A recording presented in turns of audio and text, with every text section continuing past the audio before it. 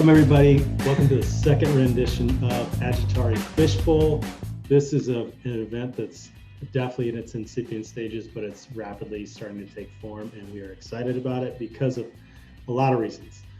One, so the construct came from Chris, who had posted a thing in our Slack that was about this inner circle, outer circle group of people that got together and intergroup having a discussion, deep discussion about a few topics, and then there being an outer bowl, basically a bunch of observers watching the discussion, not participating actively in the inner bowl, but then get cycled in and out of the inner bowl. So there's a couple things for this event as it grows that we're going to try to work on. One of those things is Chris and I are going to dive in, and with some of the other leadership members, so Michael and Dan and Austin, if he is able to join in as well. We'll be discussing a few different topics today: resilient thinking in complex systems, the criticality of diversity, creative procrastination, reaping the benefits from intersections, and adaptive communication. So these are all kind of topics that are circling Agitare at the moment. And the cool thing about this group of people is we all come from different walks of life. The way we look at these different topics is very different. And so this event is to kind of allow those conversations to happen organically, but publicly as well. And then for the community to be able to have a place to interact with us and to, just discuss these cool topics that are very relevant. If you do want to participate in the discussion, there's a few ways you can do that. One is you can have a discussion in the chat, or you can play around on the Miro board and put some notes on there for us. But if you want to get in the inner circle, all you got to do is you should see if you click on chat and participants between those two, you should see a raise hand function. So if you want to get in the inner circle, if you want to get in the mix, just hit that raise hand function, and Michael is going to be managing the room. So go for it, Chris. All right, so Cuss, I've mispronounced his name for the longest time, so I'm going to flip the introduction upside down. And I called him Koos for the longest time. He never corrected me. That was just what I called him. But this is Cuss. So he's a civilian airman and entrepreneur, serving as a technical advisor for Strategic Airlift Operations Air Mobility Command in southern Spain, which I have to just imagine that is rough, right? That's we do feel for him being out there in southern Spain. That's rough. He's a serial project starter, contributor, and manager, currently scaling airman-focused training videos, embedding adaptive communication and peer-to-peer learning ecosystems and culture into the DoD through video production. This guy has done quite a bit. He has a passion for problem solving, leading him to work with teams from Georgia Tech Research Institute to cure obsolescence issues for the C5M Super Galaxy, to fixing a NASA mission aircraft with an Apple and satellite part. Man, all right, well, that one's new for me, so that's pretty much just awesome. Along with that, he has a curiosity, and his curiosity and constant urge for adding value to teams has led him to gain a great network of innovators, design thinkers, strategists, contractors, and line workers. And I would say Agitare for him in this community here represents a little bit of that. His energy was recently directed to support U.S. Spacecom's innovation and design roadmap, working with a wonderful international team on a 3-week design workshop called Designing Space, which I'm sure some of you guys saw a little bit of shared around LinkedIn and throughout our community here at Agitare. This piqued his facilitation interest and has led to him becoming the information architect on the Agitare leadership team. And I can tell you from the leadership team side of the house, we're super stoked to have him. Above all else, though, his servant mentality is a strength you can depend on, and he spent 3 years working as a firefighter and EMT in the greater Sacramento area, and he credits his fire family for teaching him how to serve teammates, invest in others, and reflect passion for the communities we serve through action. Now, I'm going to pick one of these fun facts to share and then let him see if he wants to pick any of the other ones, but he and his wife were on House Hunters International. They own and live in the house they pick. That's pretty cool. So that, in a condensed nutshell, is Cuss, who is going to be co-hosting with me, but at this point we're all hosting it together, guys. So thanks for joining us. And all right, I'll pass it over to you, I guess, to introduce me. I think. Good luck with that. Thanks for that wonderful introduction. Yeah, hopefully you can visit us sometime. So Chris is so humbled because this guy is a juggernaut. So, but this guy, you'll see he's very clever too. So he's trying to figure out what he wants to do when he grows up. So he did a 7-year enlistment in active duty as a linguist, and then he moved to the defense contracting space, where he also continued his service in the reserves. He has a formal background in project management and business, holding an MBA and project management professional certificate, which he likes to smash up against the design and facilitation world to see what insights might lie beyond traditional management. And he's very good at that. Very, very good at that. Chris has been a starter of many projects, a champion of change in many different ways throughout his career, and has enjoyed formalizing his experience with facilitation through and within the Agitare community. He's like the foundation for a lot of the stuff that we do. So some of the more recent design and facilitation experience would be attending the Solve Next Think Wrong Facilitation Intensive, where he became a certified wrong thinker. He completed IBM's co-creator enterprise design thinking program and facilitating on a grand stage with Daniel Holter for Platform One during their P1 summit. So additionally, he's run facilitate sessions, design sprints, and retros for teams around the world, and every turn sought to bring design facilitation a discovery mindset to the national security defense industry whenever possible. So fun fact, let's see, there's a few on here, and all these fun facts are on the Miraboard if you want to check more out. But let's see. I'm gonna go with fun fact about him. You met T-Pain? Yeah, man. T-Pain came out to my place in Tallahassee and catfished on my property. It's pretty cool, right? Oh my God, that must have been fun. This is going to be a lot of fun. I'm going to actually introduce Daniel. And what's going to be fun about this is that, Cuss and Chris, your guys' introductions are actually on the Miro board. Daniel and I were not prepared. So we're going to do this off the cuff and see what happens.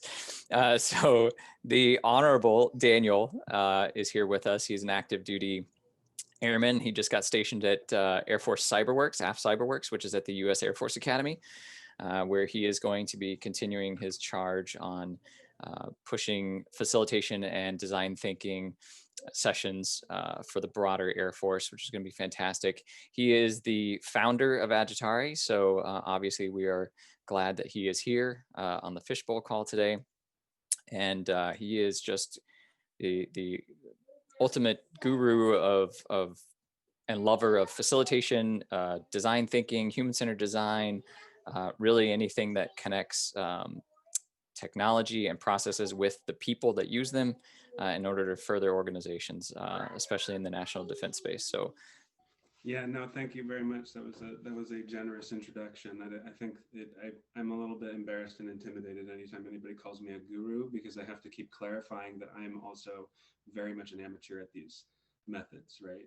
I just happen to be the loudest and most passionate in most rooms, which gives me a significant advantage in this space, I guess. They're like, oh, you talk a lot about it, you must be an expert. And I guess if that's what an expert is.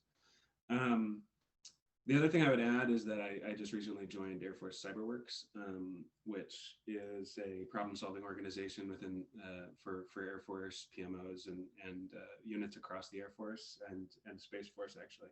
So in that regard, I'm a little bit like the dog who caught the car, and it's extremely. I'm in a space of just complete intimidation where they're like, okay, you said that you wanted to do this, now go do it, and I'm like, oh crap, now I have to actually deliver, and it's intimidating and exciting, but yeah, if you want to learn more about Cyberworks, feel free to hit me up. So I'm going to talk about Michael Harbin as my experience of him personally. I met him when I was in the innovation office at the 70th Wing. There's a chance we met before that, but I just tend to forget things that happened more than 2 years ago. So my first impression of him was that he was very, very strange for an E7. And that is partially to disparage E7s because that's just one of those ranks where a lot of people who have hit it it's because they are a certain way, or they get there and they are newly, you know, they have to one up. It's like rebluing, right? They have to one up their investment in the overall system because now they are a key component. And one of the first things that I noticed about Michael was that he didn't have that attitude. He didn't have that kind of there was something definitely different about him. So I think that there were a lot of times where I would drop into that office at the 70th wing and just kind of throw ideas around because I knew that he was going to be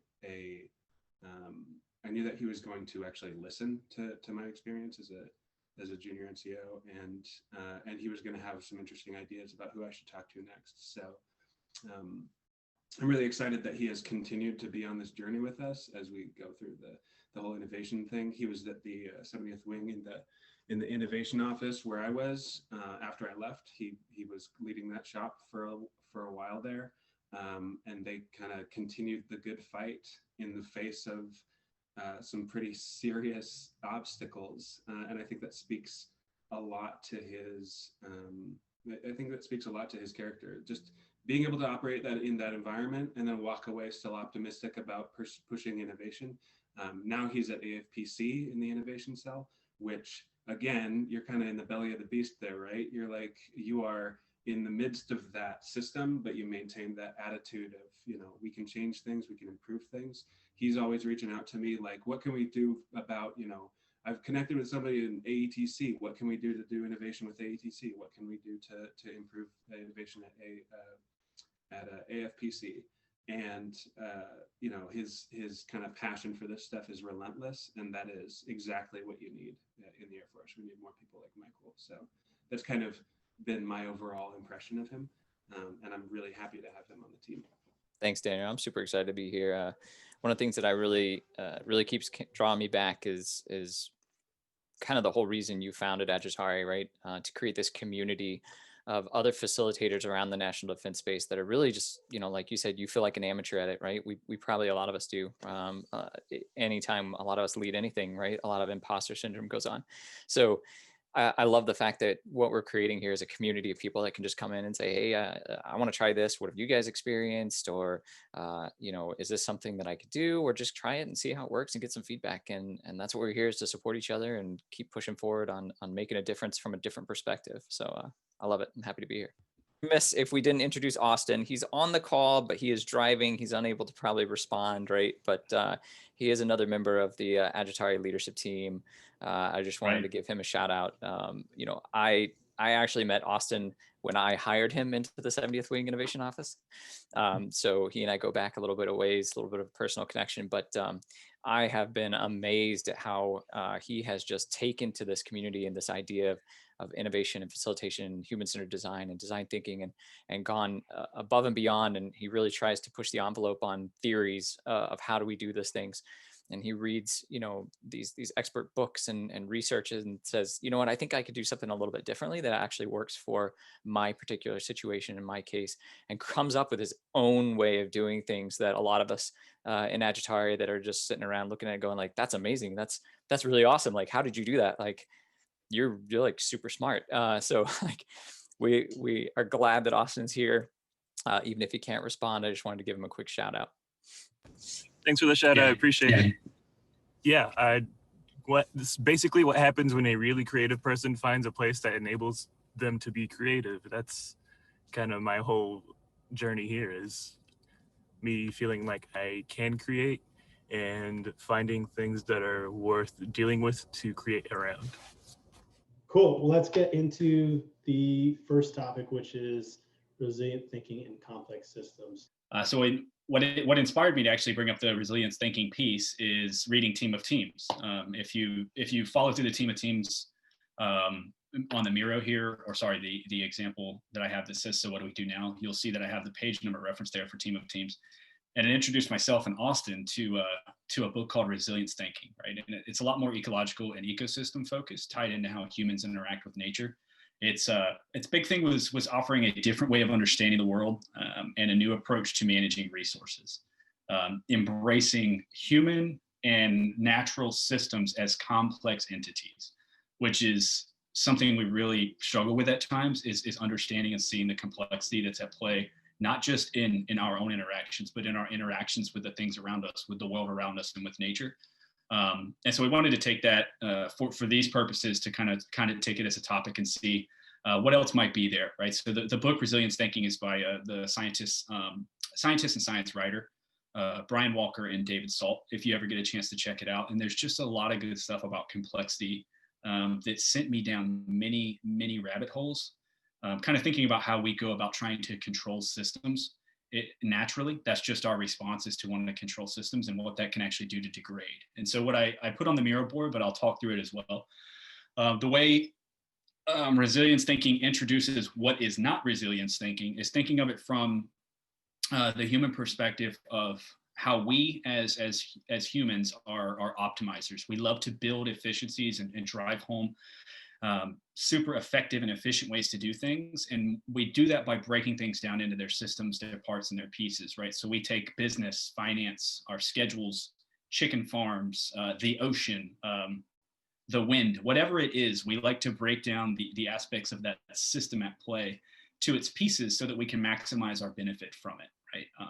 The parts and pieces that make that system up, we find the best way to cram them together and add them up so that they equal a better output for something that we want, so that we get that directed efficiency. And what's being argued in resilience thinking, and how this is not a correct approach, is that degrades the system as a whole. That it creates a fragile environment, and you guys have probably heard some talk of something related to that topic as well. And then the strong pillars that we put around, let's say a dam or something like that, will eventually crumble just because of the nature of change. And so I took this a little bit of a step further and tried to get inspired here and say, all right, so what do we do instead of not doing resilience thinking? What is it that we actually want to take from what David Salt and Brian Walker were trying to convey here? And there's some references that you'll see on the bottom there, but Team of Teams was what really inspired me to kind of go into resilience thinking and then dive down the rabbit hole. And I'll be quick with this. So I built a little graph, and essentially what you see on the y-axis is a change approach, meaning how much do you embrace change versus how much do you resist it, with an x-axis that says emerging opportunities, right? The emerging opportunities are likely on the far side and unlikely or limited on the left. And no, this is not scientific work. This was this morning, just as I was kind of feeling inspired to make a graph, so I made one. But what they're arguing is that in order to actually have a resilient system, to have something that can absorb shock, take damage or take some outside influence that works against it, and adapt and reform and come out from that positively or unencumbered, you have to be able to embrace change. A lot of us hear about that probably in the form of agile or something. But what they're saying is the more likely you also are to embrace change, the chances for emerging opportunities they grow exponentially as time goes on, right? So if you're willing to see what might be, to let changes occur, to let things build in a system like that, the opportunity for what might be and what might emerge quickly grow. Where we find a system that starts to become a little bit at risk is as you drag down to that normal approach that we often take, which is resisting change, and you limit your opportunities naturally by doing that. But where you want to control and restrict everything to be exactly what you want it to be. In a complex system, when you try to take the entire part of a system and refine it, control it, condense it, and put it in the exact direction you want it to go, you can't do that without eroding further down the line some part of that system. That system will have something emergent that takes place that is going to work against your desire to control. And so we chose this topic just to kind of get after the complexity, what makes something resilient. And I have up here Pantareia, which is Heraclitus's take on life is flux. Another way of thinking of that is just change is constant. We've all heard that sentiment echoed. So I guess we'll see what that kicks off. Me rambling about resilience, thinking and talking about complex systems and a bunch of big word soup. I'm just curious to see what you guys might be inspired to talk about. Yeah, no, Chris, I thought it was so, yesterday when we were spitballing things at each other and you had brought that up. And, I really went to a position of all these topics and how they relate to Agitare and how they relate to the organic formation of individuals and how the narratives and the OKRs and all the things that are being pushed are naturally being forming into their own systems, right? And you bringing up the analogy of the natural resources being an ecosystem, if you will, like a forest, and how we might create a dam so that we can get as much water consumption out of a certain area might affect the whole ecosystem, and how that relates to the national security ecosystem and Agitare's role in it, and how it's continuously adapting to what these what the data points are being received, and what people are reading, and how that that constant change. I feel like there's a very resilient culture within Agitare. So that's why it's kind of I feel like our organization has that. So could you talk a little bit about like how that in the form of an organization would benefit? Yeah, that's probably one of the easiest directions to take it. I'll get out of your way here, Daniel, in just a second. So it's probably one of the easiest ways to apply that is actually talk about it, in a system that we're all familiar with, something to do with national security, something to do with defense, where we don't see it, or something to do with Agitare, maybe where we do see it, and how those two can intersect and whatnot, which I know we'll get to later. So yeah, Daniel, if you have something on that line of thought, or just anything else, I'm gonna let you run with it. I'll let Daniel go, and then after that, Ward raised his hand and has something to say too. Perfect. Yeah, absolutely. This has been a subject that's been really on my mind lately with my exploration of Cynefin, and that book I added in there, Design Unbound by Anne Pendleton Julian, has also got it on my mind. And in a related way, conversation, actually two people recently brought up the book Loon Shots with me, and they were like, "Oh, what do you think of Loon Shots?" And I tell them that I was working on a piece when I initially read it that was basically trashing the book because I had such a negative view of it. And then I realized that maybe I was looking at the whole thing through a singular frame. And the frame that I look at it through is how the author, Safi Bahcall, presented it, which is that culture is all well and good, but what creates culture is structure. He said that structure is more important than focusing on culture. And I hate that idea. I hate that framing. I think that it is a really damaging way of looking at complex systems, that they are structurally bound. And at the time, it caused me to think in terms of complexity thinking versus systems thinking. Systems thinking being on the right side of the Cynefin framework, where it's so like, if it's a system, if it's an ordered system, then we know based on what we put into the system, what we're going to get out of it. That is what was being framed as I saw it in Loon Shots. It was this, no, you just build the system correctly, and then all the component parts will digest all of the experiences of the people, and out comes culture, right? And I really don't like that linear thinking, because culture is part of a complex system, which means that the most important parts of the system change. Like the interactions are constantly in flux. The who is most important, what the perspectives of them are, the attractors within the system are always changing, which means that you can't build an ordered map of a system that creates culture and expect it to just continue to be the case. So I'm thinking in terms of the left side of the Cynefin framework versus the right side. And I think that, I think that I was doing an unfairness based on the framing that Safi Bahcall was doing.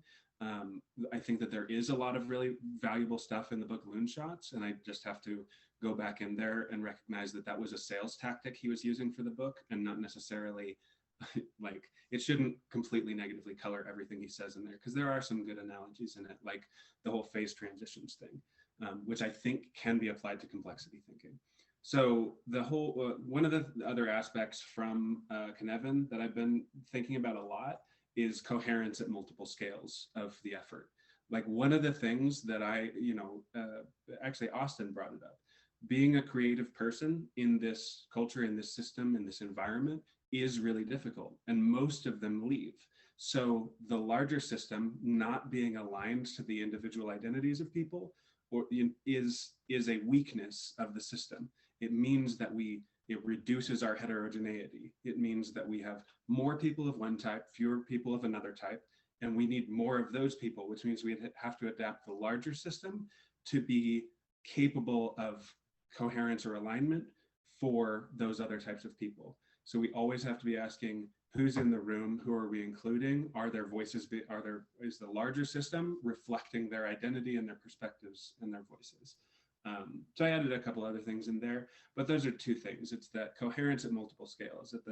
And I just recently wrote an article about this, about my lack of alignment with my previous unit. You know, I didn't feel individually or perspective, like my life experience, I didn't feel aligned to the strategy of the organization or the culture of the organization. And that was an enormous weakness for us. So, you know, in that piece, I talk about how we need feedback loops or rituals and artifacts, which is why I'm such a fan of OKRs. And I think that's something that every organization in the defense community, or any organization at all, needs to constantly be thinking about. Hey, Ward, go ahead. You raised your hand, please. Oh, yeah. No, actually, Cuz caught part of this, which is, okay, if we're talking resilience, are you talking about an individual or a group? Because I can have a group of people who are resilient people. Like, I could take this entire group and put them in an organization that makes them be not resilient because the organization itself is not conducive to a resilience platform. Namely, if we're all in the Air Force, and I am, and Daniel is, and we have this challenge of, okay, you're set in a rigid structure in which they don't want, sorry, I shouldn't say that. I learned this a mistake. There are people above you who say they want to innovate, but they really don't. They just want to check the box and say, yeah, I innovated, all is good. And so I tend to think, if we're talking about an individual, I think getting an individual to be resilient, it takes a lot of talking to people who are you know, being vulnerable and all that stuff. But I don't think it's as hard as a lot of people might think. But if you're talking an organization, I think your orders of magnitude harder, because then you get into the issue of, you have people at all levels of resilience in there. And the problem is, the guy at the high level of resilience, you know, who can handle it, is usually the guy at the lowest level, as odd as that is. And the leaders are not. They're set in their rigid ways. And so I have to ask the question of, you know, if we're talking about resilience, are we trying to just talk about resilience writ large, or are we talking group or person, or, you know, what are we thinking here? And while I'm on this subject, I got a quick question for Daniel. Okay, but you have a time limit on this one. Cuz can time it. When it comes to, you said coherence. When you're talking about coherence, what do you mean in that respect? Because that means a few things to me. Yeah, so coherence is a weird concept, and the way that I understand it, if you have, you know, one of the things about conspiracy theories is that they have their own facts, and those facts are not coherent to the reality that everybody else is experiencing, which means that they cannot coexist in the same space. So coherence is really just about, it's a type of alignment. It's a type of, you know, we are operating within the same reality. So you know, a lot of times it was, the struggles that I have within the Air Force are that the larger system, the way that it views me as just a component, it's not coherent. It doesn't jive. It would be another way of saying, it doesn't actually jive with my experience of the world. They're telling a story about my experience that doesn't actually reflect who I am and what I'm going through. So when I say coherence, I'm talking about alignment to the same facts. Okay. So if on the board, have we already put what we think resilience is? Is that one of the blocks on there? Because that might be a question by itself. Yeah, I think I started off just to say that, like early on, sure, we are not the defined experts in this. This is to open conversation. But yeah, I would actually like to take a shot at your point or your question, because I think it's great.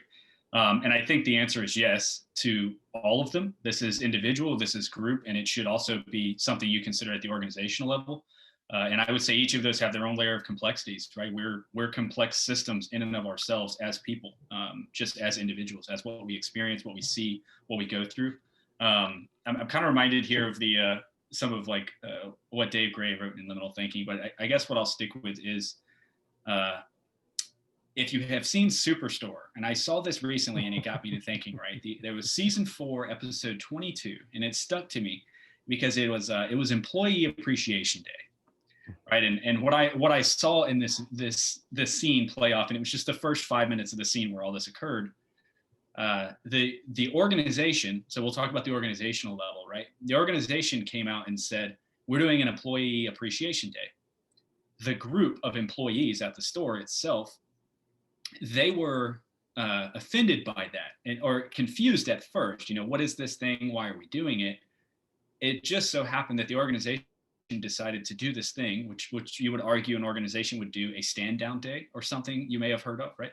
To build resilience into a team, maybe a resiliency day even, right? So I saw this is a bit of a stretch for an analogy, but I think you guys get where I'm going. I saw this approach by the organization to build resilience into a group that had already become resilient in and of itself and formed together at the store level. These employees had decided to unionize, that they wanted to stand up for their rights, stand up for their labor laws. And at the individual level, each of them had their own reasons for doing so. And you had just seen that in the earlier episode when they were learning about what a union could be. So I would venture to say that you can have resiliency built into your system at any level.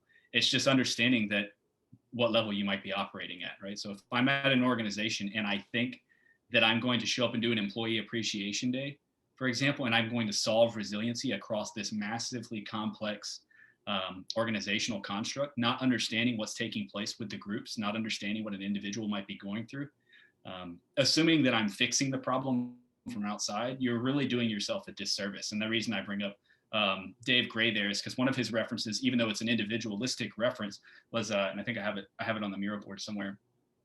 Oh no, I might not. It says, assume that you are not objective, right? So if you are part of a system that you would like to change in some way, shape, or form, so this organization wanting to change the group's thought, right? You're also part of the problem. So if you're going to try to do something and build resiliency into your organization and you think you can direct that and dictate that from above and not be a part of it and not get inside of it and look at it, I would venture to say you're going to have a very hard time making your organization resilient. But that does not detract from the resilience of the group underneath you. And it doesn't detract at all from an individual's resilience, right? We all have our own ways of forming that resilient system. That's a long-winded answer. So Chris, I'd like to introduce the story here to kind of, because it's kind of a perfect layout for some graphics I put into the board. And so, cool. Okay, so I love how we're talking about the different layers of resilience thinking and kind of from like the philosophical all the way down to the individual and resilience as a person. So I was struggling with, the beginning of pandemic era. We had just gone through the first lockdown. My organization was struggling to adapt. I'm very forward thinking. And so my job as an advisor is to kind of have the foresight to adapt a lot of things. And so, this was my first interaction with DEF was before this, Agitare. I was doing a lot of facilitation for my unit. And so there was a lot of things going on in my head. And so there was a lot of different big ideas. Plus I was managing a couple of big projects. And like you're saying, a person is a complex system. The complexity got too much for me to handle. And I got into a headspace that was just like, nothing made sense to me. And so my wife, she put me in the shack right here. This is a picture of the shack she put me in. It's down south on the coast of where we live, about an hour and a half. She said, go away for 3 days, turn off your phone and just organize yourself. Like just organize your thoughts. And so I walk in and this is the space. This is all I have. And I loved it because it was just a clean slate. It was simple and there was a hammock and that's all I needed. And so I had very little design experience at this point, but I had enough to know that sticky notes really helped me out. And so I started coming up with like this whole plan so round one, I Rolodexed my thoughts. And so it was for people, places, things, and goals and aspirations. And then round two was all about me. I spent a lot of time thinking about everybody else, a lot of my projects, a lot of big things. And so round two was just all about me. Round three was expanding on some of those things. And then round 4 was action plans. And so I spent 3 days just coming up with just organizing things. And my complex system got a little bit less complex.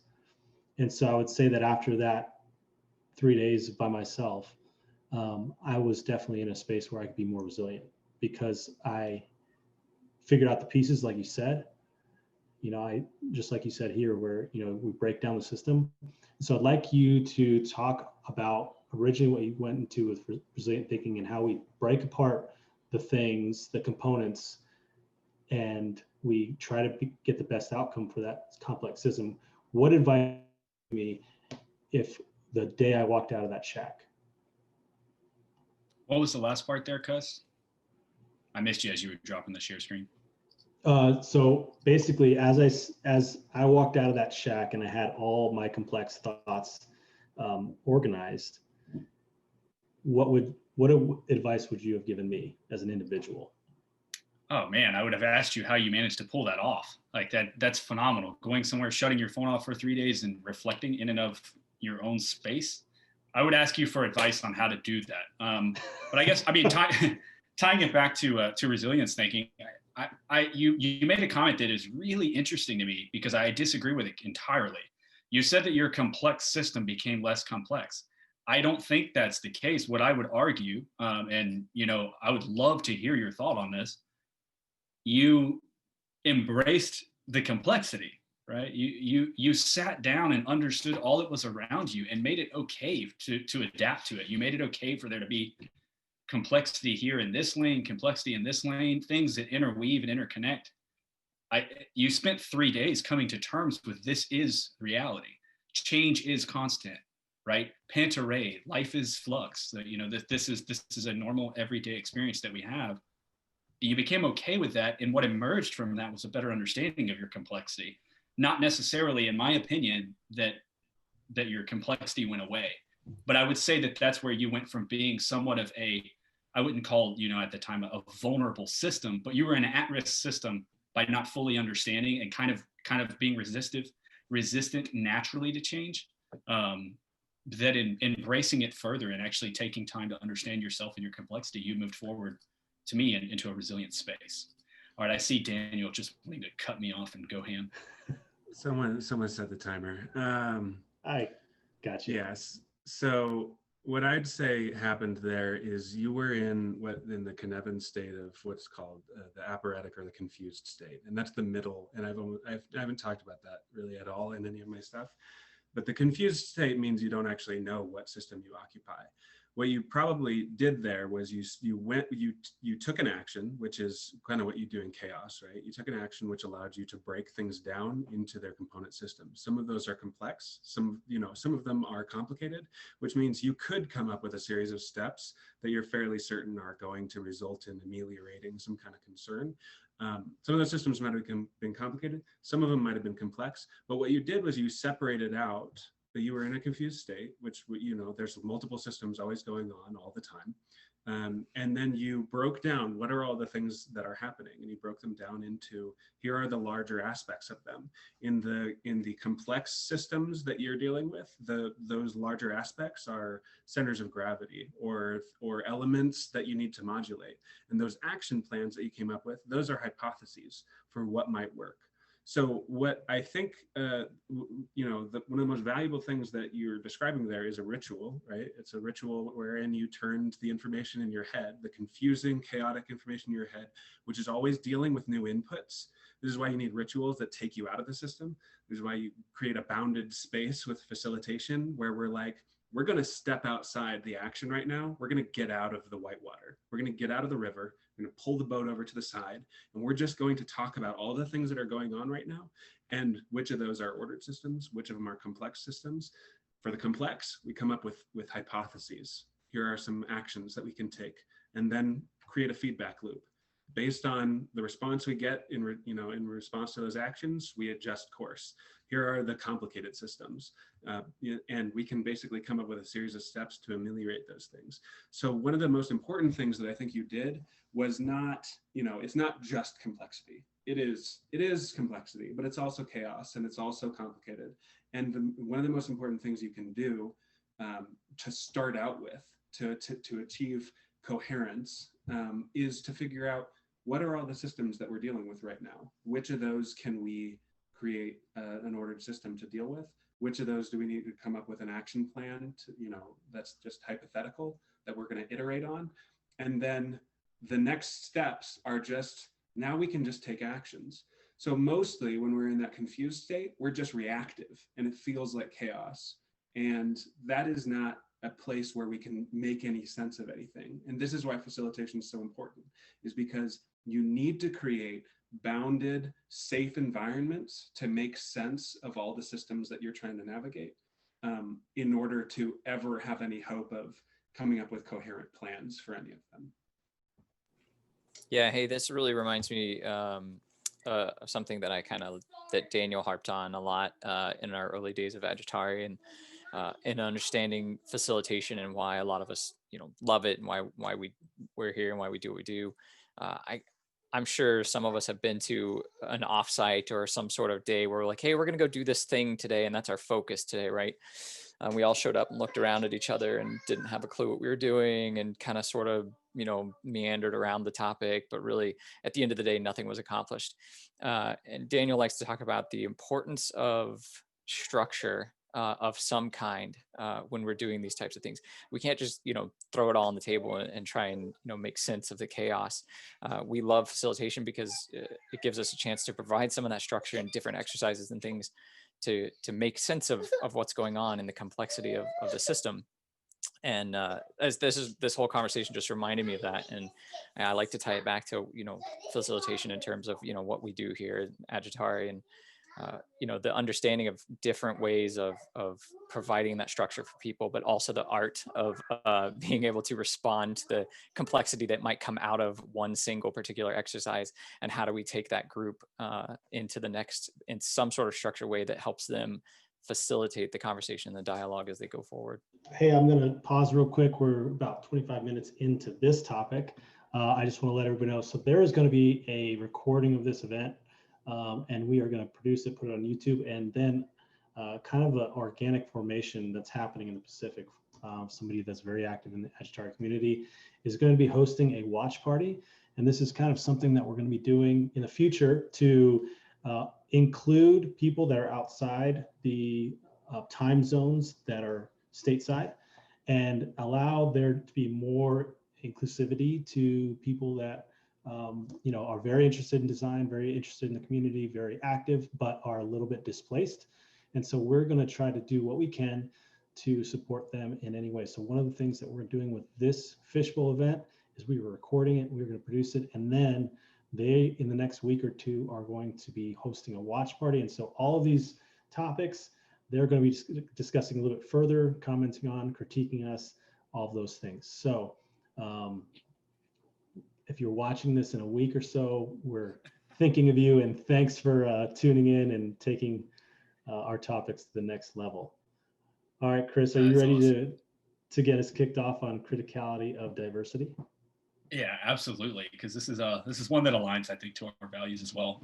So you never know how long some of our topics are going to go on. Like we're talking in this case about being able to handle personal complexity, evolve yourself in the moment, accept and embrace change. All these things could be topics that could just go on forever, I'm pretty sure. But we chose to also talk about the criticality of diversity, and I'm going to look to you guys for inspiration as well as I talk through it. I threw down some notes on the Miro board, just some things I was looking through about what could drive and enable diversity. If you've read some of the same books I've read, you probably see where some of these came from, most likely. But I also wanted to talk about how some things play into that and what it does inspire. And then I hope to get some personal stories from folks out there who have maybe seen diversity in action, or have seen a lack of it, and how that could have prevented seeing different point of views and moving forward with something novel that could have emerged from diversity in and of itself. So with criticality of diversity, some of the notes I put down just for the audience that might not see the board. I have embraced change, multiple or many POVs, biodiversity, right, bringing that aspect back up from our resilience thinking and ecosystem and ecological approach.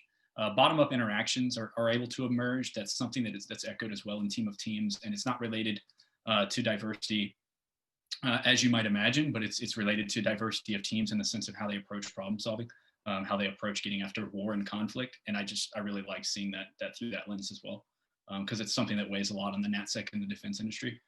Psychological safety, how diversity can inspire and enable that.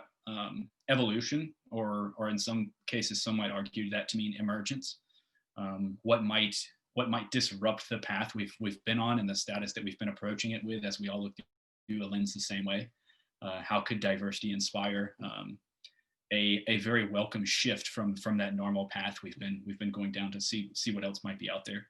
And this, I think somebody else added, understanding others' viewpoints and challenging your own preconceived ideas and notions. So I would say, kicking this one off, it's been an interesting part of Agitare is to find diversity in a community like this, and see where it goes. We're already in somewhat of a restricted community focusing on NatSec and defense.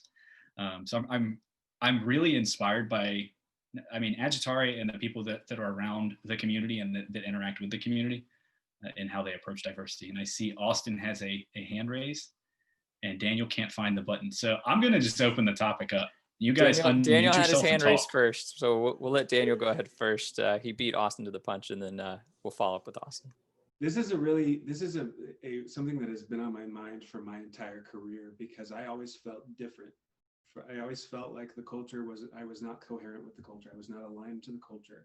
I am a artistic type. I create music, and I write weird stuff, and I write poetry. I am a weird-headed artistic type of person. It doesn't mean I'm a good artist. It just means I gravitate towards those behaviors, which I think gives me an advantage. I think that it helps me think differently. It also gives me creative confidence. I'm used to sharing music, and then a year later being like, oh crap, everybody saw this. That was embarrassing. But that's part of it. That's part of the progress. It's iterative, and it gives you that creative confidence. So this has always been on my mind. It's also been on my mind as an enlisted person, because I just watched the AFWorks event, and I have a lot of good friends in AFWorks. I think that they do good work and important work, but I have been consistent in my criticism of the Air Force innovation approach that it is highly unrepresentative. It does not make me feel like airmen have a place in innovation in the Air Force, and I continue to feel that way. The Spark, those initiatives, they do a good job of trying to be inclusive. But when I look at an event hosted by AFWorks that's supposed to be the Airman Day, and one of the people who is highlighted on that day, of probably 15 or 20, was enlisted, and the rest were junior or mid-level officers, that is the same sickness that I saw from way back. You need more people who are at the tactical, on the ground level, those people who are rapidly getting out of the service because they don't feel represented in the creative pursuits of innovation. You need those people to be represented. And then I'll just add to that the fact that that representation across multiple demographic spectrums is hugely important, and we should all recognize that based on the response that we saw to the racial issues that we saw in the United States, and the way that our current leaders reflected on that in conversations. In designing space, one of the topics that we talked about was the fact that officers can't, minority officers or Black officers cannot find mentors with their life experience, and that is a critical weakness for us as an organization, that people can't find themselves reflected in leadership.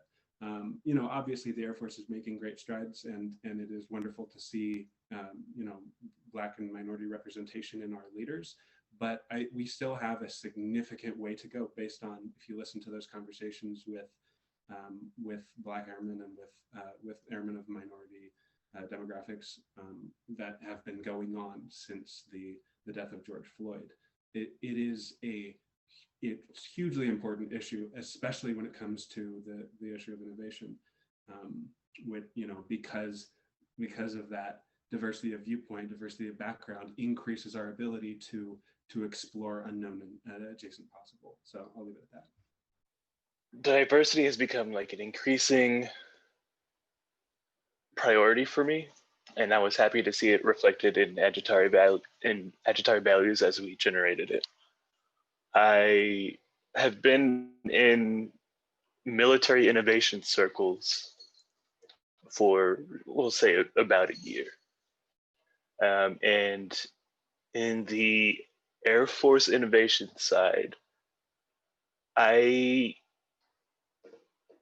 haven't run into another Black person. Of course, in just Air Force in general, I have, yes, obviously. But I'm talking about just like out in the wild, talking with people and doing innovation stuff in facilitations.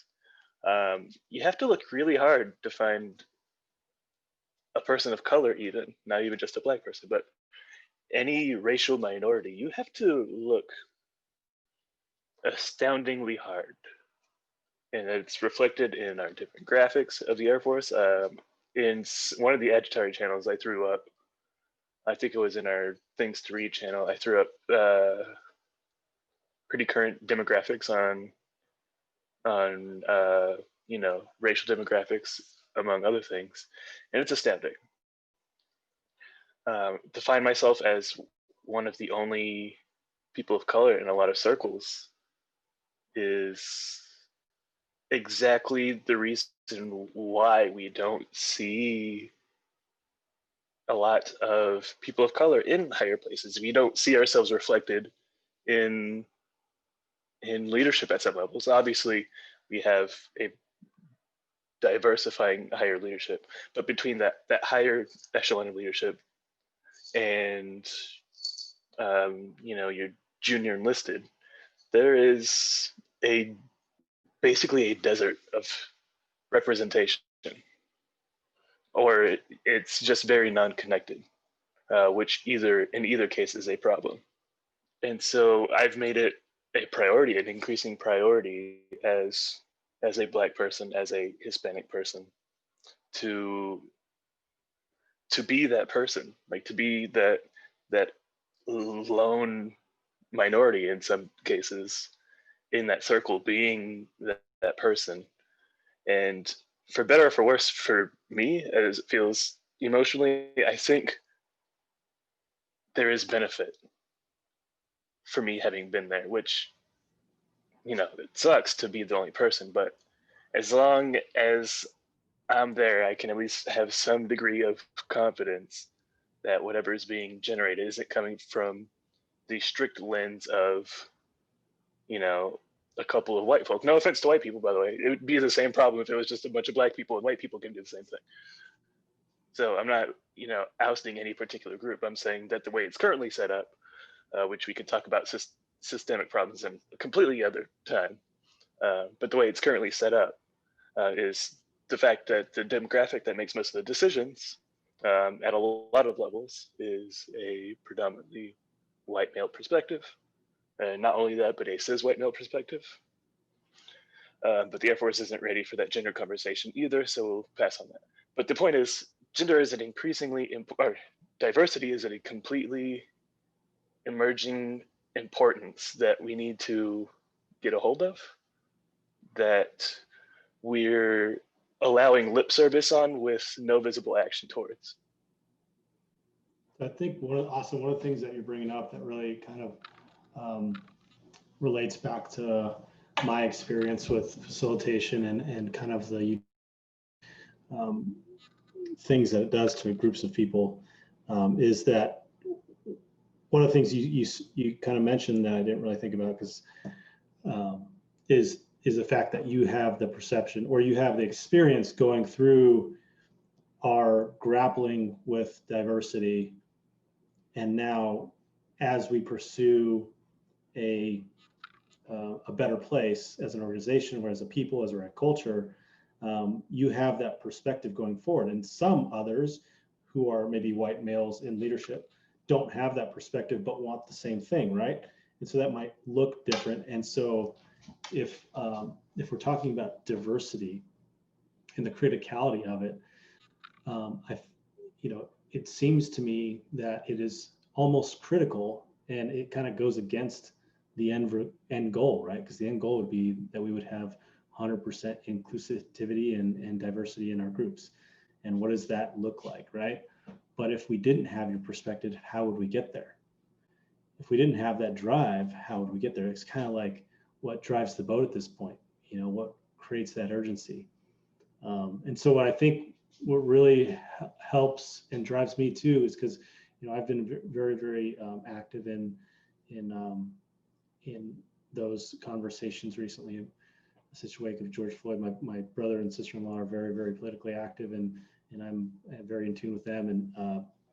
And so what drives me to be in this group with you all in Agitare is I feel like these methods of getting people together and converging on ideas really sparks diversity, and it allows diversity to flourish. It allows ideas that would normally feel radical to be talked about. I have firsthand felt, in a group of leaders in my organization where we were doing some diversion and converging on some topics, it gave voice to some people that maybe felt that they were outside those circles of power. And so I feel very strongly that Agitare and facilitation and all these practices that we're preaching and kind of the community and, this, defense security, but also even just broader, it's a tool, it's a vehicle we can utilize to get to that better place. And so I think it's what you mentioned is it's in our values, and I think that that's absolutely true. Yeah, I'd just like to add to that. One of the elements that I think is really important, and I'd just like to bring up Austin's community, the Meadow Garden, that he stood up for writing as an example of this. I had heard a lot about racial disparity statistics in the past, and I was like, yeah, I understand that it's a cultural problem. There's racial disparity. There's like a lot of longstanding racial issues, systemic racism. Sure, I get it. I didn't actually get it until I read the book, The New Jim Crow. And the thing that really hit home for me wasn't statistics. It was a narrative. And it was a narrative about, the thing that really hit me the hardest was the experience of young Black men in New York City with stop and frisk. And the thing that I immediately thought of when I read Michelle Alexander's book, and she described how when the police pull up, young Black men are supposed to put their hands on the wall and spread their legs. And I thought of all the times that my friends and I played hide and seek with the cops in the town that I grew up in. And we would run from the cops and we'd hide, and it was a fun game for us to be out after curfew and have them try and catch us. It was a fun game. And occasionally, like, a friend would get caught and they'd have like a pot pipe, and the cop would empty it and hand it back to them. Nobody ever went to jail for years and years. We weren't afraid of the police. And so what really hit home for me was the narrative. It wasn't the statistics, it was the narrative. And that was what made me realize, oh wait, this is a whole thing that is completely outside of my scope of understanding. I'm not actually equipped with my life experience to understand what people are talking about when they talk about systemic racism. And that's why, I'm talking about Austin's example of the Meadow Garden, is because navigating complexity isn't about putting all of the numbers out there. It isn't about breaking down the system into component parts and figuring out how it works as a system. The way to navigate complexity is narrative driven. And that's why we need more facilitated experiences in which people open up about, no, this is what the world looks like through my eyes. And then having other people incorporate that into their understanding of the world, talking about, systemic coherence. So this is why I'm excited about the writing project, because I think we need not only more writing about, this is what the system looks like, and here it is. Like, people tell me to write white papers, and I'm like, that's not what I do. I write about my experience. I want to hook people into, this is what the world looks like through my eyes. And that's why I think writing as a community is very related. It's hugely related to facilitation, because a lot of times in facilitation, you're just trying to get people to open up and reveal the narrative, what the world looks like through their eyes. All right, this is what the world looks like through all of our eyes. What does that mean about the system? Let's draw out the important facts. Yeah, I mean, you give people the story without or just the facts without a story behind it.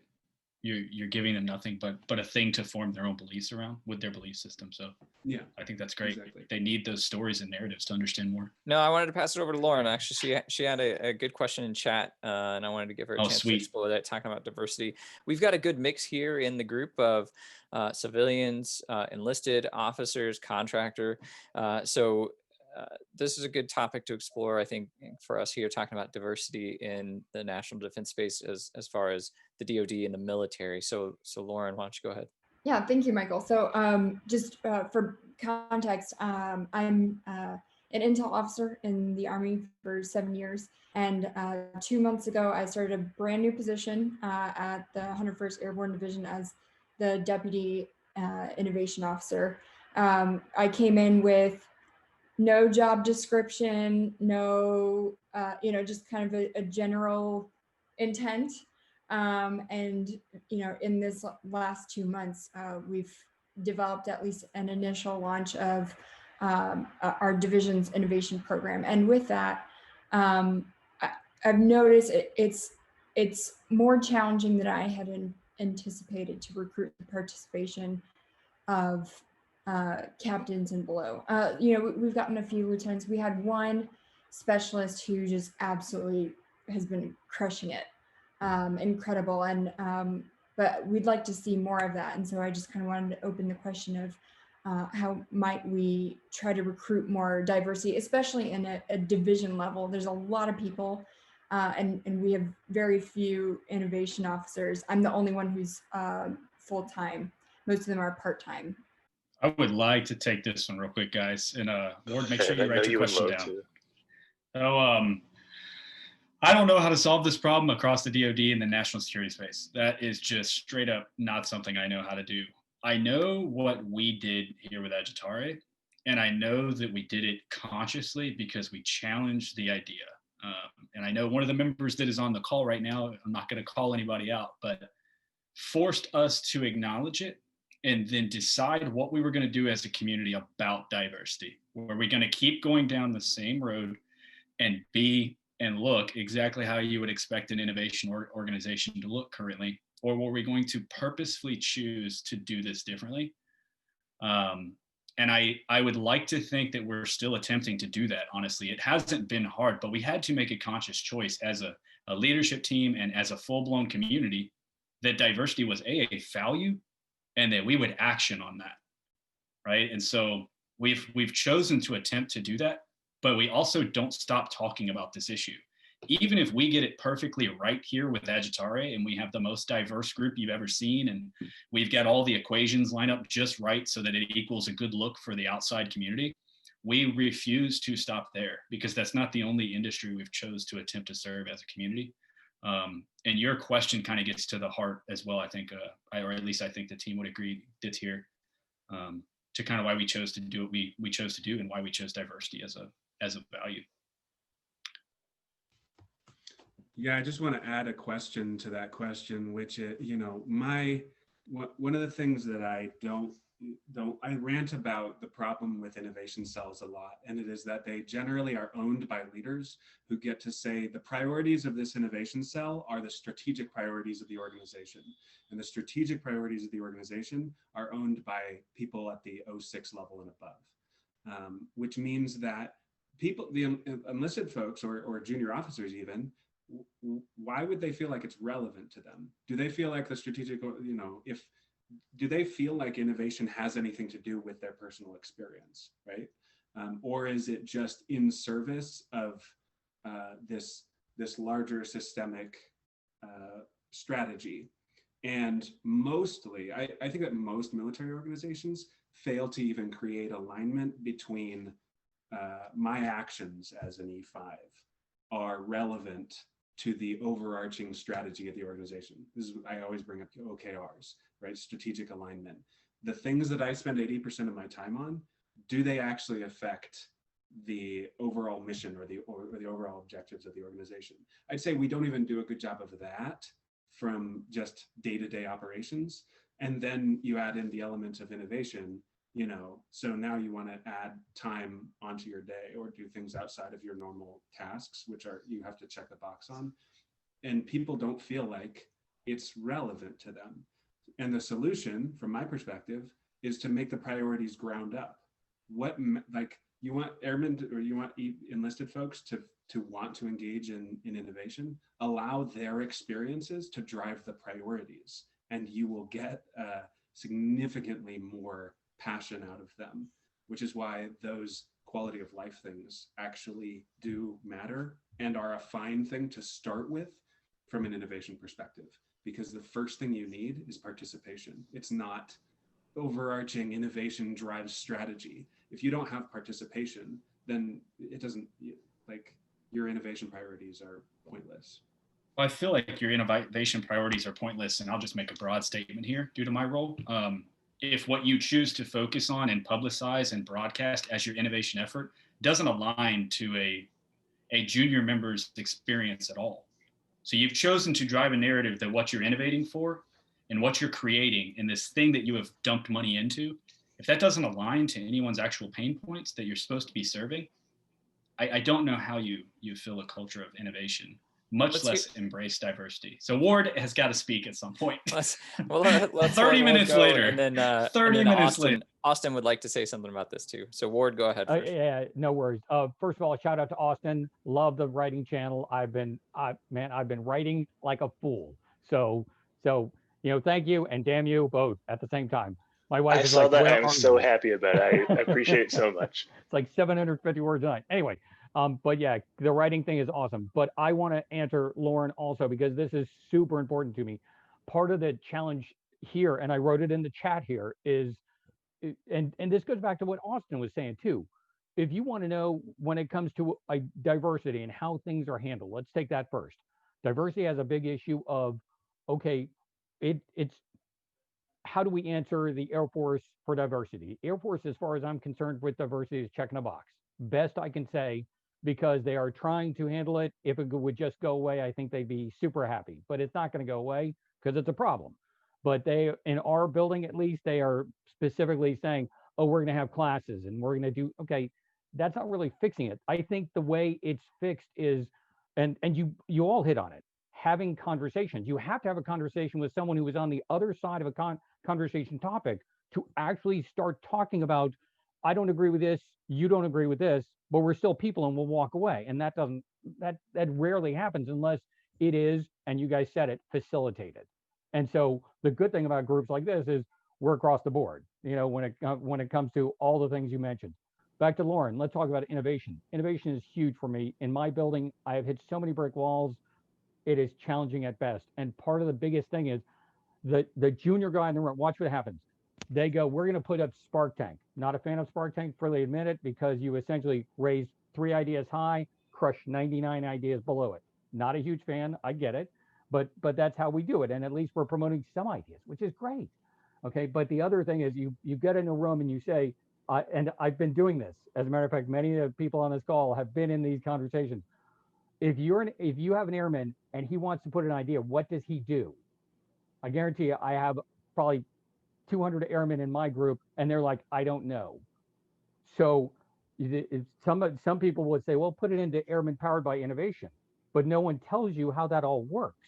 So airmen, a guy in the Air Force has no idea how to put an idea in. And I'll give you an example. Simon Gott, great guy. He is an airman, and he specifically had an idea. Why don't we power down computers quicker?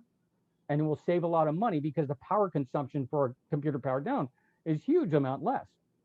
I'm not joking. This guy went due diligence.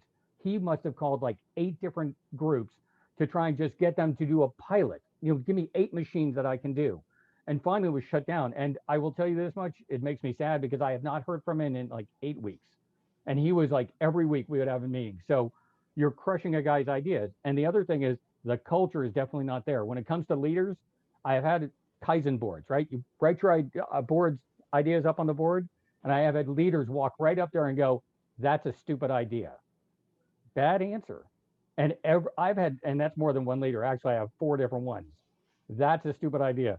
You can't do that. A leader should be, okay, I don't like that, but I bet we can do this. Anything. But instead, our leadership doesn't really support that type of thinking. A lot of them come from the old school of, sorry, Yeah, we innovate. We did an innovative idea just last week. Look at that. But that's not what we're talking. You're talking about innovation, empowering people to innovate. And to do that, you got to change the culture. I'm totally with Daniel on that one.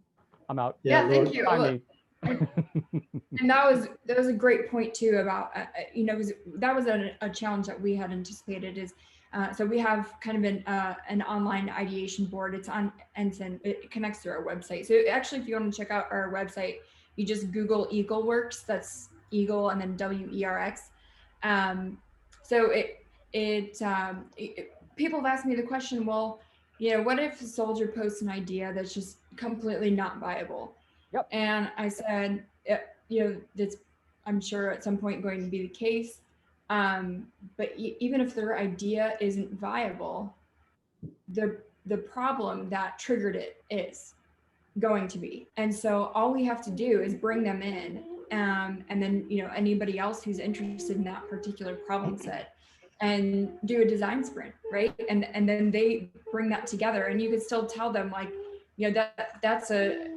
it's a great perspective, and maybe there's a modified version or a collective version, and that I think has been helpful so far. And I will say this: if you're going to have something like that, like the idea board, engage every single person who puts something on there. And if you do that, because right now people would put stuff on, and I'll give you an example. Somebody put on there, I want, no joke, I want gluten-free donuts. That was the first idea someone put on my Kaizen board, right? And I'm not joking, I had a leader walk up there and go, that's stupid. That was one of the first ones. I had someone else right below it saying, I want gluten-filled donuts. So the first guy who wrote it said, I'm never going to write on there again, because, if someone's going to pick apart my idea. And you know what? When I actually went out and got them gluten-free donuts, and that actually made a huge difference, because then they said, oh, I'll put ideas back up there. It makes a difference that you engage every single person, even if you think your idea is not up to par, at least they care enough to write something on your board. Yeah, that matters. There's something that Chief Ian Eishen, who's kind of a superhero in the Air Force innovation space, he talks about the importance of ideas come and go, right? In the innovation space, ideas aren't the most important thing, but what we tend to do is we gather ideas and then we sort them out, and then we throw away the worst ones. And this is why I hated Spark Tank from the beginning, because it's a competitive environment, which means that 99% of people who participate are going to walk away disappointed. So what Chief Eishen did, where he is, I think it's Beale at the test wing, they said yes to everybody. Actually, Gordon McKenzie in the book Orbiting the Giant Hairball talks about this as well. People come in and he's like, yeah, sure, let's do it. Let's try and make it happen. So one of the things the most important thing about that is retaining the energy of the people who walk in your door. The people are what cause innovation to happen. It's not the ideas. Ideas, you iterate, you throw the stuff out that doesn't work, but you iterate on it. And the most important thing is that people who walk in the door don't walk away disappointed, because I think that we're kind of failing. We're failing at that generally. Like, it's just we need to find energy where it is. This is why I talk about quality of life things being just as important. And I love that you said that word, because let me tell you, as somebody who has a gluten sensitivity, it isn't just a preference to want gluten-free donuts. That is when I actually found a place that was catering to my digestive needs, that was an emotional experience for me.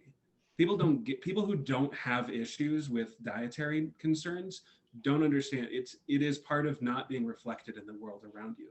It is part of being constantly on guard and afraid and constantly checking things. Those experiences they go way deeper than just what some people kind of dismiss them as, which is like a preference. And you have to recognize when somebody brings something up with you, there's a pretty good chance it matters a lot to them. Right. And you're not going to keep that person around if you don't recognize that. And actually, it's funny you say that, because that specific person said, the reason I have not been coming to your offsites every week is because you always go to a gluten restaurant. I can never get anything. And actually, one time I had a bad experience where I got sick. So I stopped coming. And so to include that person in, all of a sudden, You have to consider other things. So great question, Lauren. Great inputs, everybody. And so I just wrote on the board, how might we? So there's a few top things I wanted to say about your question, and then we'll kind of wrap things up for the recording, and then we can stay on for another 15 minutes to discuss and finish up our discussion. So Lauren, I think it's very important how you ask that question. It's good to hear you say it. How might we? Because that's a very inclusive way of saying things. And it really allows people to want to jump on that journey with you. And so continue that, I would say, and then encourage more diverse participation. So I'm working a side project with I think Dan, I think you're on this team too, with Toga, who just loves to attack big things. And so one of the things he has this next question: how might we encourage U.S. Academy cadets to get excited to think about the role of innovation during future war? And so one of the things I would recommend to you is to break down the problems. As you can see, this is a problem statement, right? And this is us taking that problem statement and just blowing it up into 1,000 pieces. And so as you're trying to gain inclusion and diversity into your team there at the 101st, I would say talk as much as you can to your soldiers, and then break down their problems, help them break down their problems and find the root of them, and then allow them to understand the resources that are behind you and your team in the innovation cell, and then direct those resources towards them. One of the great things about my participation with Agitare, and one of the great things that keeps me around, is the fact that when I say things in our community, things happen. And so Dan is probably the best at this, where we'll be in a conversation and then, I'll come to the table, I'll just have a quick idea, because that's kind of what I do, is I throw darts at the community and say, I think this will work, or this would be cool if we did this. And then within, a few hours or within 48 hours, that idea is being acted on. And so it's a very empowering thing for me as somebody who is in more of not a creative space, not a creative environment work-wise, because I work for engineering, so it's a very stringent background, and aviation, which is very strict and rule-oriented. And so it's a very exciting place to be. And so the culture around this group allows me to be more creative and allows me to be more vulnerable with my ideas. And I think in a military organization where you have a bunch of soldiers that are, completely asked to shut up and color, once they get a taste of the culture that you're going to provide them with, I think that you'll maybe get more involvement there. So I wish you luck at the 101st. Like I said in the chat, I've done a lot of work with you guys, shuttling you in and out of CENTCOM. So hats off to you. And I already looked up EagleWorks. It seems like you guys are doing great work. Thank you. I appreciate it. All right, guys. So for the recording for you guys out in the Pacific, I hope that you found these topics very insightful. I hope that you pause the video and you discuss further. I hope you deep dive, you critique. Please add more stuff to the Miro board. I will go in there and kind of try to delineate from this group to the next. But thanks for watching on the watch party, and look forward to seeing what you guys produce. Austin, I'm going to throw it over to you, man, to close this out before I stop the recording. Okay, closing remarks. Lauren, you've gotten multiple answers, and I am going to give you the completely weird answer. If you find that you have trouble, well, I guess, and Ward, sort of to both of you.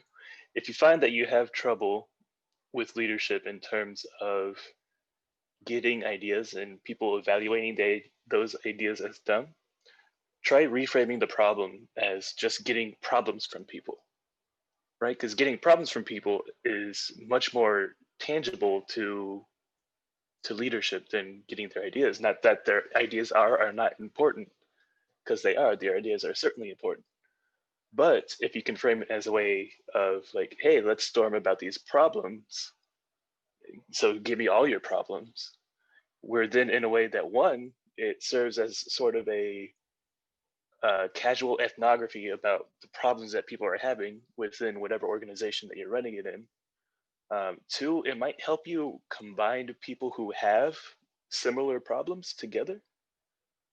And 3, sort of with that connection, you get a lot of unintended consequences in a positive way. You connect people who might not have ever connected before because they're experiencing a similar problem. So that's my takeaway from that part of the conversation. The second part of the conversation that I wanted to close up is some parts in the chat were talking about how CPI and innovation, at least in the Air Force side, the continuous process improvement arm and innovation were sort of coming together under one roof. And yeah, it's weird. It's going to be not great, but I think we could turn it into a positive thing. IDEO came out with an article sort of comparing and contrasting design thinking and like agile sprints. Not to say that the same thing, but I think there's a lot to learn from when to apply them both. And if we can get CPI people under a better understanding of what innovation is, then we're in a position to where we can employ whichever tool set that we need in order to do that. Because dismissing us as people who are in innovation, dismissing CPI isn't the best way to convert people. CPI people are exactly the people that you want to convert to innovation. And I tell you why. It's usually the people who are your biggest rivals, if you were, that are going to end up supporting you at the end, as long as you can convert them over, and not convert in like a weird way, but to help them understand, to, you know, to have that honest conversation with them. Like, this is what innovation is. This is what continuous process improvement. So basically, you know, making any process that makes something more efficient is what CPI is. Yeah, I forget what acronyms are, not all acronyms. Anyway, so my last thing to wrap everything up is, we talked about diversity. We talked about a number of things while I wasn't there. And I think the biggest takeaway that we can have is philosophy, as in having thoughts and ideas, is good, and there's nothing wrong with them. But nothing comes from them unless there is action taken on them at some point. So we've talked about diversity, and that's great. And maybe this fishbowl counts as an action on some of our values of Agitare. But how are you, as in everybody who's listening to us at any point in time, going to go from this theoretical plane of talking about ideas and bring it down to some concrete action that makes something different? Because at the end of the day, that's what we try to do, even if it's a facilitated method or non-facilitating method. We're trying to make things better for people, and in a way that, you know, the people can buy in and have that experience. That's all bringing that theoretical down to that concrete domain. And so that's my challenge to every single one of you, even the people on the Agitare team, to continually take that abstract thought domain down into the concrete as much as possible.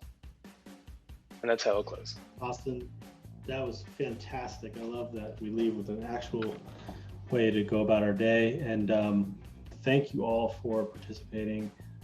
We got through resilient thinking in complex systems, the criticality of diversity. So maybe next time we will talk about creative procrastination, which is a fun one, and then reaping the benefits from intersections, which is, if you haven't picked it up, the Medici effects. Sorry, my camera's a little wonky. There's a lot of motivation from that book, talking about reaping benefits from intersections, and then adaptive communication, which is one I brought to the table. So hopefully maybe next time we'll talk about those. We're gonna have to send out We're gonna have to send out a book list like with this this talk. This is what inspired from my end, other than 3 audiobooks as well. Yeah. This talk. So I really appreciate it, guys. Make sure the watch party or whoever retros this at the end, go hard. You know, give us that feedback that hopefully drives this and makes it something valuable for the community. I'm gonna cut the recording in 25 seconds. Well, first, I'd just like to thank Chris and Cuss for putting this together. One of the main things we wanted to do with Agitare going forward is making sure that it is reflected by the actions of the community, not the actions of, like it started out with just me taking actions, right? And that was Agitare. Now we have members of the leadership team and members of the community taking actions. So the more we have just different people trying different experiments that are intended to move the goal of the objectives of Agitare forward, that is a huge success. And I consider the Fishbowl, the first and this iteration, to be just unexpectedly, like, just went way better than I anticipated. Not that I had low expectations, but you guys knocked it out of the park. All right, guys, I'm closing it out in 3, 2, 1.